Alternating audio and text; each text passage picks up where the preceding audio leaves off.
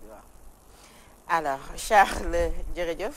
ñu daal di dem directement ak Moustapha Diop bokk na ci ponk yi ñu nar a njëkk waxtaanee nga ne Adama Gueye Guy Marius Sagna abus ou liberté d'expression. waaw ñaari mbir la yoo xam ne dafa xewee ci benn contexte bu particulier ñu jàppe leen ci ay affaires yu xaw a niroo mais qui n'ont finalement rien à voir li tax ma wax ko moo di ne Guy Marius Sagna dañ ko interpellé ci këram les éléments de la section de recherche su ma juumul wala division des investigations criminelles ñoom ñoo ko jëlsi ci këram yóbbu ko bi mu demee liñ ko xamal dans un premier temps mooy ay post yu mu defoon sur Facebook post mooy texte yooyu ñuy bind di ko def ci Facebook te léegi ñu tàmm ko lool ci réew mi alors li mu ci doon wax bokkoon na ci bi Ousmane Tanor Dieng génnee àdduna mu wax ne gàcce la ci Sénégal ñoo xam ne jiite nañ ko pratiquement depuis les indépendances ba 2019 ba pare di deewee ci hôpital tubaab bi pour ñu wax ko mu leer c'est exactement ce qu'il a dit loolu ñu bari nee nañ nag jërul ñuy jàpp kenn parce que c'est un point de vue bu ku nekk mën a joxe mën nañ discuter ci contexte bi est-ce que tànn dëj bu mel noonu wax ci lu mel noonu jar na ko wala déet sénégalais bu nekk ak ni ñu koy gisee am na sénégalais yoo xam ne nañ suñu société nanguwu ko waaye li suñu société nanguwul te ñu koy def bari na loolu bis bu ne ci la ñuy xëy alors mais bi ñu ko jàppee bañ dem ba ci biir ñu ne effectivement c'était pas ça mais plutôt dañ koy poursuivre pour fausse alerte au terrorisme mooy maanaam wax ne terroristes yi dañuy dal ci Sénégal ci loo xam ne leer na la yow du dëgg te amoo ci benn preuve déjà ba pare leer na la yow du dëgg mais li doy waar mooy bi ñu koy wax loolu ñu ko wax mooy le mouvement France dégage FRAPP France dégage ce collectif là bi ñuy def conférence de presse bi ñu bari man ci laa bokk dañu jàppoon ne moom Guy Marius Sagna moo jiite collectif boobule or jiitewu ko bi ñuy def conférence de presse bi ñu doon waxee loolu Guy Marius Sagna mi ngi woon ci salle bi ñu ko doon waxee mais nekkul woon ci présidium bi mooy maanaam mi ngi mel ne ñu doon conférence de presse ñun ñu toog ci taabal ji Guy Marius Sagna fële la toog ci ñuy seetaan texte bi ñu wax ne moom moo wax loolu moom bindu ko liiru ko alors ñu ne est-ce que mën nañ ko poursuivre pour ça juristes yi ñu ngi ciy wax ku nekk ak ni nga ko gisee mais li am solo te am solo mooy affaire bi dafay donner impression que ni depuis très longtemps quand même Guy Marius Sagna ñi ngi koy wut nu ñu ko nëbbee jant bi wala nu ñu ko calmer un peu amoon nañ difficulté pour trouver ko parce que bul fàtte ne daanaka Guy Marius Sagna manifestation bu am ci Sénégal alkaati yi nee nañ ko niib dem yóbbu ko devant le juge mais à chaque fois wala boog plus souvent bu ñu ko yóbboo tribunal flagrant délit lañ ko yóbbu suñ ko àttee dañ koy bàyyi bu ñibbi parce que pour nga am loo ko teewee dafay jafe parce que deful lu ko jar mais bii on a c'est en tout cas c'est l'impression que ñu bari am je dis pas que ni loolu moo am que ni on a voulu yóbbu ko en instruction jël temps wu di enquête ci dossier ma gi demee noonu pendant ce temps là moom mu toog prison kenn déggatu ko or dans cette affaire là li ma dégg ñu ëpp ci avocats yi wax ko moo di ne même su fekkoon ne dañ koy topp pour loolu ñu wax noonu jërul dem instruction pourquoi parce que daanaka flagrant délit la ndax lu ñu bind la ñëpp di ko gis te mieux que ça ñi nga xam ne ñoom ñoo bokk ci mouvement France dégage boobu def nañ beneen conférence de presse pour dire que ni effectivement Guy Marius Sagna waxu ko biñ koy wax toogul woon fañ ko doon waxee et que ñoom ci seen bopp ñoom ñoo ko wax donc su fekkee ne am nañ tey ñun war a jàpp seet leen ñooñu la ñu war a jëli mais qu'à cela ne tienne ñu teg ci ay fan yu néew ñu ne nip beneen waay muy Adama Gaye Adama Gaye journaliste la d'abord parce que maa ngi dégg ñu bari naan woy du journaliste parce que exercetul je ne pense pas que ni métier dañ koy bëgg a tënk ci ne exercetul nekkatu ko journaliste la moom Adama Gaye il a été formé diplômé du CESTI donc génn fa ñuy formé journalistes yi gën a mag ci réew mi donc journaliste la il faut ñu d'accord ci loolu mais li ko tax ñu jàpp ko ndax dafa bokk ak liggéeyu journaliste je ne le pense pas leneen li mooy li mu wax moom Adama Gaye xam nga man bokk naa ci ñi nga xam ne dañuy suivre li Adama Gaye di bind sur sa page Facebook depuis très longtemps bokk naa ci ñi nga xam ne man Adama Gaye nekk na je crois au Maroc jóge États-Unis mu bind ko ne ko dama la bëggoon recevoir à Walfadjri soo ñëwee mu tontu ma ne ma je ne suis pas au Sénégal mais su ma ñëwee dinaa la woo. bi mu ñëwee il m'a appelé. ñu fixé rendez-vous mu ñëw fii pour def une émission fii la toog def émission ak Georges Nesta Diop bi mu ñëwee ba noo ko recevoir fii ñu toog on a longuement discuté. ñu waxtaan lu bëree bari ci Sénégal ak réew mi muy nit koo xam ne. on peut tout lui reprocher sauf que ku bëgg Sénégal la. ku gëm li muy def la ku ñeme ci li muy def la te contrairement ak li nga xam ne moom la ay écrits di refléter souvent Adama Gaye man en tout cas le temps que j'ai discuté avec lui j'ai vu quelqu'un de très correct te soo ko xamoon tey jii loo xewle mu gis ko ci Facebook il t'appelle wala il t'envoie un message donc c'est pas quelqu'un bu ñu bëgg a diaboliser comme ça ci bu ñëwee fii ci laa découvrir d'ailleurs que ni lu ma surprendre déjà parce que du koy revendiquer du ko wax kenn mu ne ma man sama yaay Mbàkke la sant ci famille wu Serigne Touba Mbàkke laa bokk parce que maam Cheikh Anta Mbàkke rakku Serigne Touba mooy maamam direct moo jur yaayam Serigne Massamba Mbàkke rakku Serigne Touba maamam la également mais Adama Gaye loolu bokkul ci li muy revendiquer mosoo je crois que Georges Nesta Diop la ko wax fii dans une émission ne ko je suis Mbàkke de par ma mère yam ci loolu donc du lu muy revendiquer du lu muy wax neewul kenn sëriñu kenn laa bokku ci yooyu donc te leer na ma ne tey ñi koy défendre sax parce que dañuy jàpp ne ci famille sàngal la bokk moom suñ ko mayoon occasion mu wax danaan leen bu leen ma défendre ndax loolu parce que il ne l'a jamais revendiqué mais bu ñuy dellusiwaat ci li nga xam ne moom la bind moom Adama Gaye man damay wax man Moustapha Diop que ni man rafetluwuma te mënuma partager pour rien au monde que ñu bind wax ju mel noonu jëmee ko ci benn doomu Sénégal waxuma la nag le président de la République du Sénégal c'est une institution avant tout te ay wax la yoo xam ne très souvent ça relève de la vie privée man damay wax très souvent ne man su ma doon joxe sama exemple dama naan man ce que je fais de ma vie privée awma kenn ku ma ciy rendre compte je fais ce que je veux et je le fais quand je veux et où je veux parce que c'est ma vie privée kenn rek laa ciy rendre compte muy Maulana suñu borom mi nga xam ne moom moo bind parce que moom moo ne ma am naa droit def lii aw ma droit def lii donc ce que je fais de ma vie privée man rek la concerne je dis très souvent en taquinant d'ailleurs les gens que ni ce que je fais de ma vie dans certains domaines kenn rek laa ci amal explication muy ma femme parce que on partage notre vie privée mais amul keneen ku ma ci amal une explication sur quoi que ce soit loolu nag su ma ko nangulee sam bopp nangul ko Cheikh Tidiane Gomis dama ko war a nangul le président de la République du Sénégal parce que après tout nit la doomu aadama la comme ñëpp dañ ko confier réew mu koy gérer mais neewuñu ko da nga ñu wax sa vie privée noo koy maye tant que sa vie privée amul une incidence sur la gestion des affaires publiques amuñu man boog amul lu ma ci wax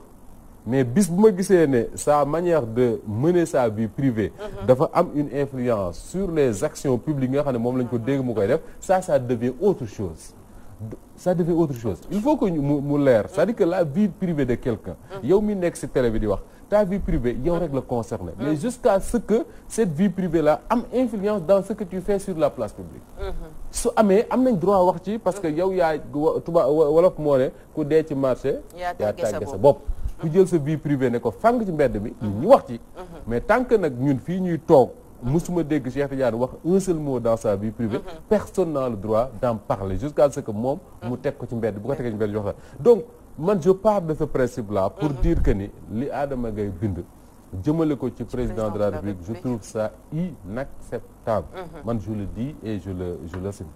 pour man kenn warul wax loolu ci président de la République mais maintenant le problème est de savoir est-ce que suñu liberté ñun dinañu may ñuy wax lu ñu neex parce que dañuy wax Sénégal démocratie la liberté d'expression man dama wax démb fii ci Diine ak Jamono ne j'ai l'impression que ni suñu classe politique pouvoir comme opposition parfois dañuy profiter ci démocratie tant que ça les arrange mais on n'accepte pas les contraintes de la démocratie dafa am ay avantages am ay contraintes bokk na ci li ñuy wax liberté d'expression dama dégg benn journaliste tubaab bu nekk journal Le Monde mu ne moom il considère que liberté dès qu'on parle de limite il y a plus de liberté mais loolu ca tubaab yi la am mais dans une société comme le Sénégal il faut que cette liberté là ait des limites te limites yooyu li ko fixé mooy constitution wu Sénégal bi nga xam ne moom la ñu juboo bi wax na Cheikh Tidiane Gomis mën na exercer liberté am nu mu ko neexee saa su ko neexee tant que atteindrul les droits de Moustapha wala sa dignité te loolu bi ko constitution di wax bindu fa turu Macky Sall bindu fa turu Moustapha dafa wax sénégalais bi citoyen bi te Macky Sall nag quand même citoyen la mais encore une fois je me dis que wax jooju mënoon na ñàkk mais am na ba pare comment gérer cette situation là je dis que le président institution la l'institution dañ ko respecter buñ dalee ci kawam am na nu ñu ko war a défendre mais démocratie également gestion du pouvoir intelligence la application des lois intelligence la cette affaire Adama Gaye la dana jël benn tournure boo xam ne yaakaar naa ne mënoon nañ ko gérer te du fa yegg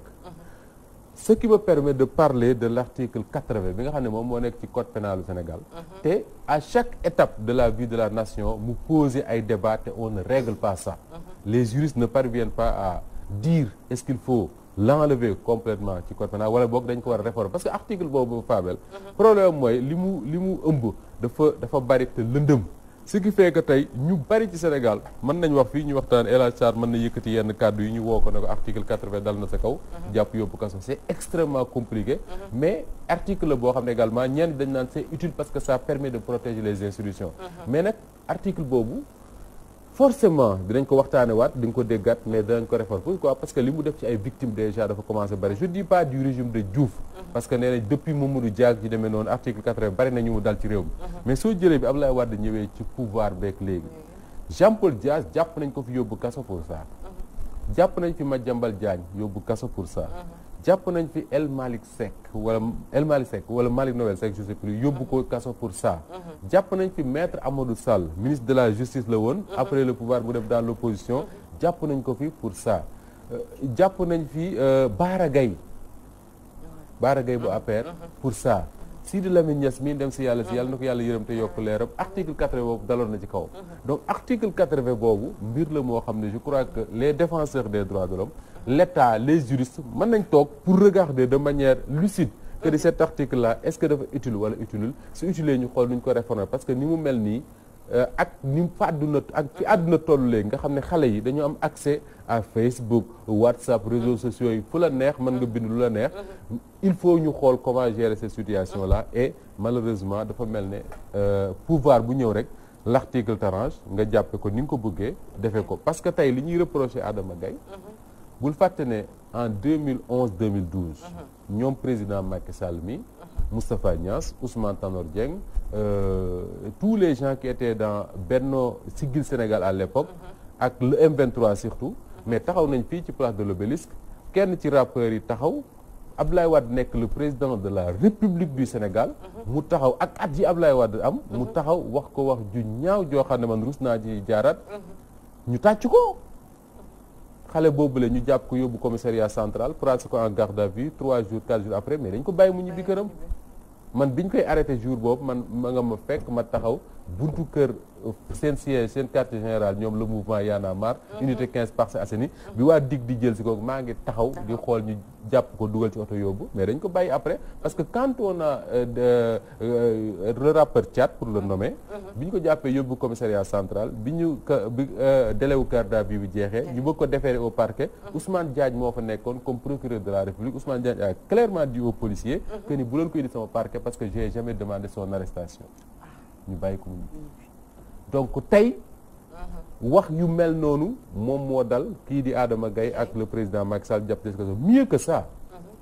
am na kenn ci suñu ay confrères koo xam ne il a été nommé dans le gouvernement du président Macky Sall ce gars-là il a passé pratiquement 3 ou 4 ans à insulter Abdoulaye Wade président de la République du Sénégal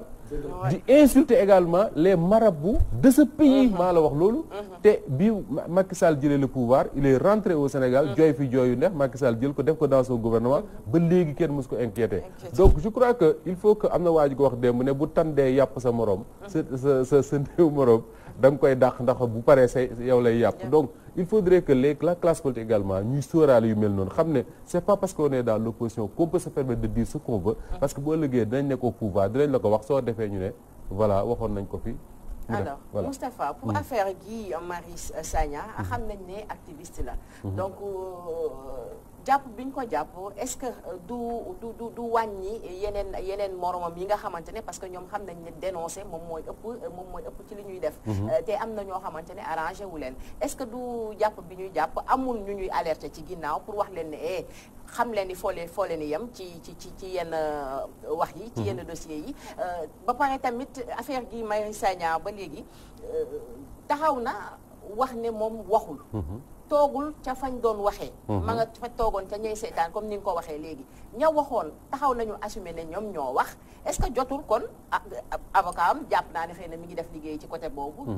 jotul ni ñu dem jëli ñi nga xamante ne ñoom ñoo assumer ne ñoom ñoo wax. tey leen à la place de Guy Marius Sagna def seen liggéey ak ñoom pour affaire de Adama Gueye wax nga ko ñaari cas yu bokkul la. Adama Gueye journaliste la. wax nga ko mais. bi affaire bi amee ak léegi Moustapha gisuñu ci benn yoon taxawaayu journaliste yi te mën nañ la wax ne xëy na dafa juum certes dafa juum est-ce que jotul woon journaliste yi taxaw ne dëgg la dafa juum mais ci juum bi mu juum xëy na ñu baalul ko wax ko taxaw ci président de la République ñaan ko mu baal ko mais boobu ba tey gisuñu benn yoon taxawaayu journaliste yi et lu daan am dal ci journaliste yi rek dañuy gis ni da ngeen ci taxaw def benn bloc mais cette fois-ci gisuñu leen. alors man pour commencer ci kaawu Adama Gaye bi nga mujjee man ça me surprend pas et ça ne m'émeut pas que ni journalistes yi bañ ci wax il y a Reporters sans frontières qui a parlé de ça. mooy organisation bi nga xam ne mooy gën a mag ci luy défendre journalistes à travers le monde. te suñu mbokk Assane Diagne jiite ko en Afrique de l'Ouest ñoom ils ont effectivement fait un communiqué pour demander sa libération. mais boo gisee les organisations de la presse au Sénégal ba léegi ñu prudent dans cette affaire là mooy li ma la wax sànq que ni Adama Gaye ñu bari dañoo jàpp ne li mu wax ba jàpp ko bokkul ci liggéeyu journaliste bi mu nekk. mais journaliste aussi mën na juum. oui mais juum ci liggéey bi ngay def. mais ñu bari dañoo jàpp ne et le journal Walf Quotidien d'ailleurs est revenu sur ça tey vendredi que ni règlement de compte la parce que bul fàtte ne Adama Gaye wax na moom fii que ni daana ànd ak président Macky Sall di ko présenter ay nit wax na fii ci Walfadjri fii ne moom présenté na le patron de l'OPEP mooy l'organisation mondiale du pétrole présenté na ko le président Macky Sall Suisse fii la ko waxee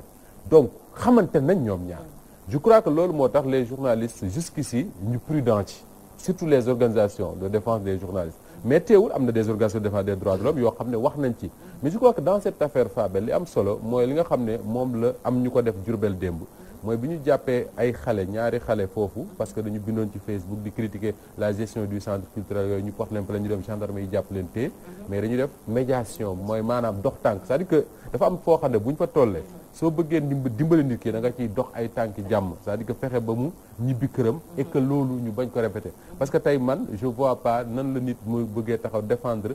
li ñu wax président Macky Sall ne nit am na droit wax ko nit je ne pense pas parce que tey dafa am suñu benn professeur Abdoulaye Ndiaga Sylla bu ñuy doon jàngal journalisme dafa doon wax ne su nga bindatee texte ba pare dindi leen turu ko ngeen fa def fa seen turu papa ngeen liiraat texte bi xool ba xam li ngeen wax kooku bu ñu ko waxoon seen papa dina leen neex donc partant de ce principe là je pense que il faut que également ñun ñi nga xam ne je le dis je le répète très souvent ñoo am accès à la parole publique mooy ñi nga xam ne ñoom la yàlla nattoo ñu mën a ñuy toog ci télé di wax ñu leen di déglu wala ñu yor micro ci meeting ñëpp di leen déglu ñu xool également lan la seen droit permettre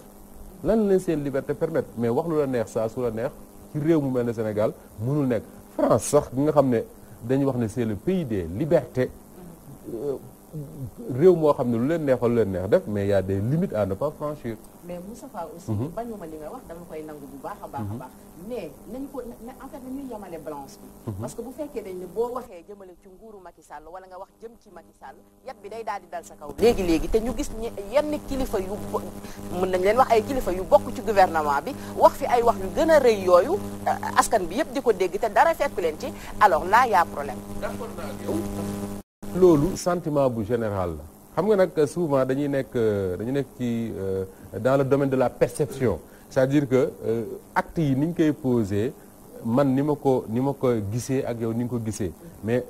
boo nekkee dans le domaine de la perception le sentiment général yi sénégalais yu bari am moo di ne tey su fekkoon ne par exemple da nga bokk ci pouvoir u président Macky Sall yenn kàddu yi nga yëkkati ko li dal Adama Gaye doon dal bul fàtte ne am na ñoo xam ne au cœur du pouvoir yëkkati nañ ay kàddu yu ñagas teg ko ci ay doomu Sénégal am na fii koo xam ne député vice-président de l'Assemblée, député de la CEDEAO taxaw fii qualifier toute une région pratiquement ne c'est des rebelles mujjul fenn.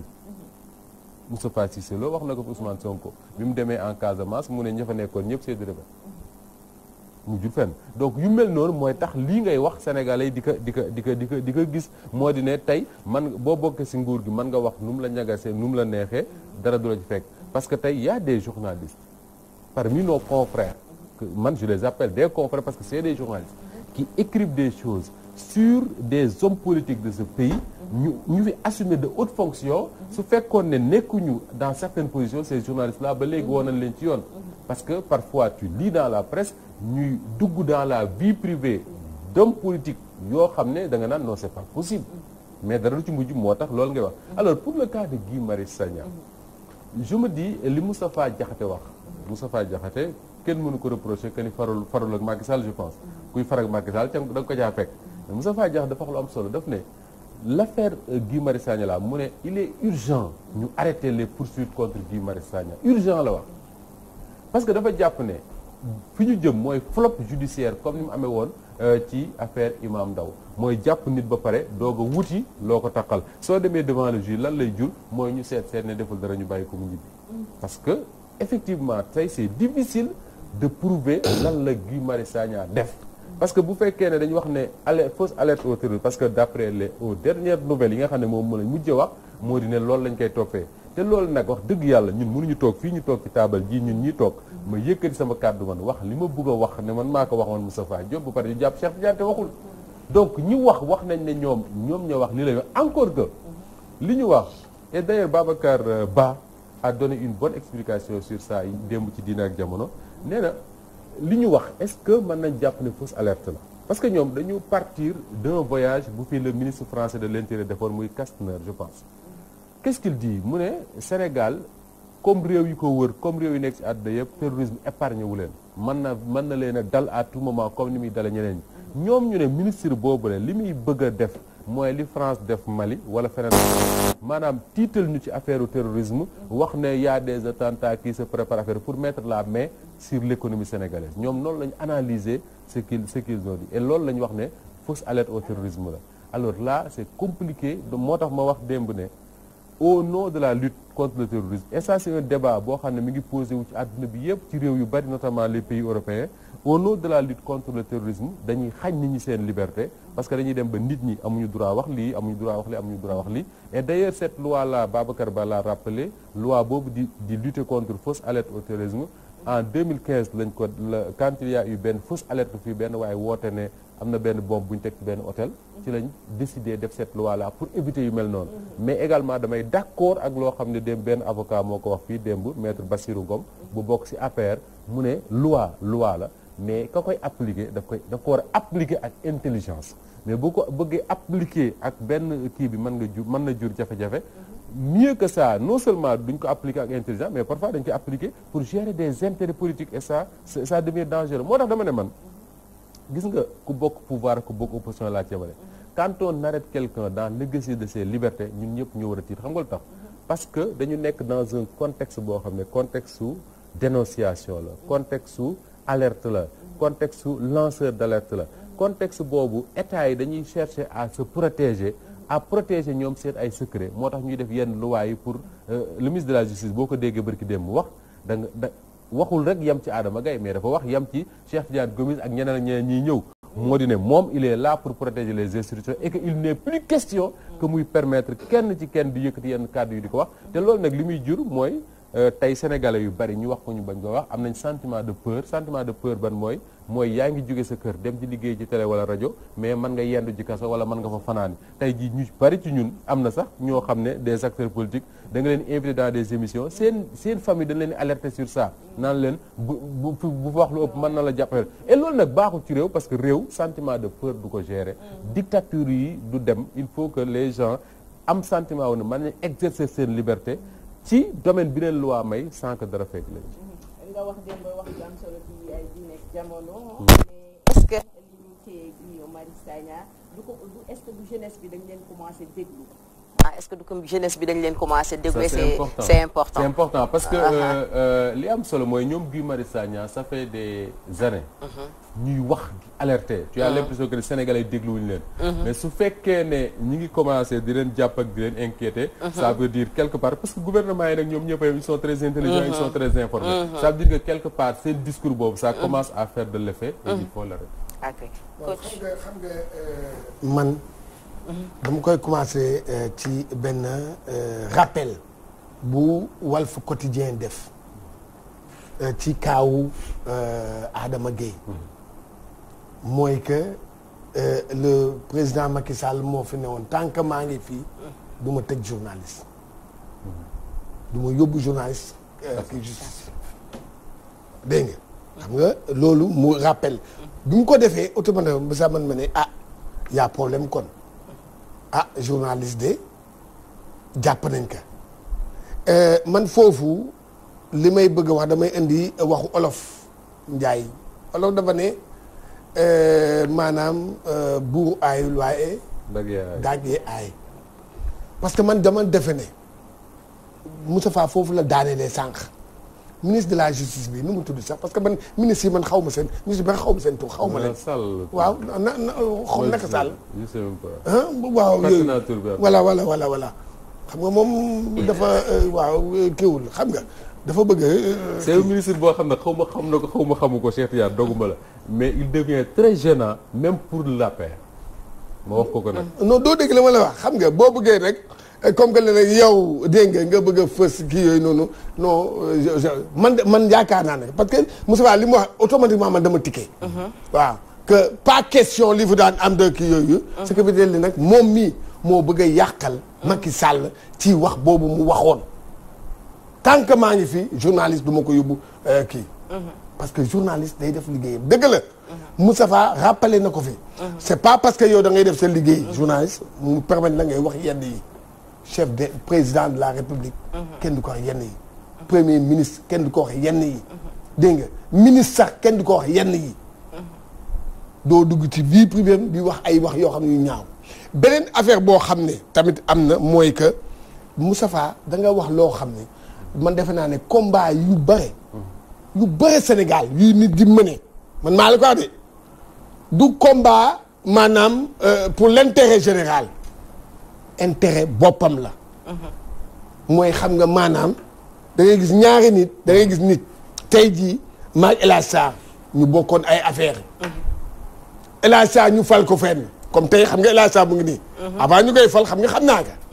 ñu doon def suñu ay affaire tey ñu fal ko rek fële ma ne ko nag léegi lépp loo xam ne daal jox ma sama wàll voilà sama wàll ci fédération basket ba jox ma sama wàll waaw lii na nangam non boo ko naree def noonu jox ma sama wàll mbaa wax sa démb voilà loolu moo fi am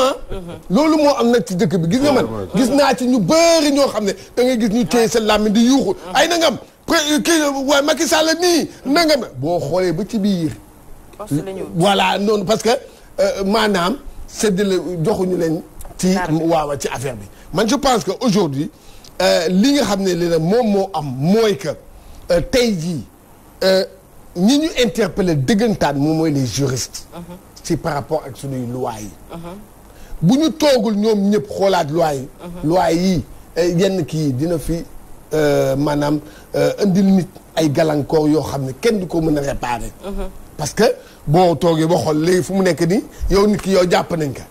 amul benn chef d'accusation gaa ngi tourner autour du pot. Guy Marius Sagna téye nañ ko ay fan di wëri waaw tu as vu xam nga loolu yëfu tappale la. nit da ngay def loo xam ne moom moo kii Moustapha Diop def na. nee na Moustapha Diop moo saaga diw nga am preuve indi ko. nga teg preuve bi waaye nag Moustapha man am na leen loo foofu laay tëjee mooy laaj bi ma lay laaj. j'ai pas compris ci ni ma gisee nee nañu Adama Gueye. bi mu demee ba toog yu bëri da kaa moom daa weddi ko waxu ko. ba pare day porter plainte man loolu laa comprendre. Cheikh Dia loolu moo intéressant